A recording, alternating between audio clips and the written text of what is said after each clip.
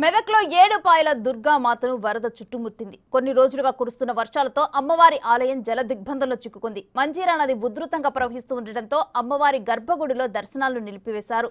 గర్భగుడిలోని అమ్మవారి పాదాల్ని తాకుతూ వరద పోటెత్తుతోంది. ఆలయం ఎదుట కూడా ప్రమాదకర స్థాయిలో వరద ఎగసి పడుతోంది. దీంతో రాజగోపురంలో ఉన్న అమ్మవారి ఉత్సవ విగ్రహానికి ఆలయ పూజారులు, పూజా అధికారులు నిర్వహిస్తున్నారు.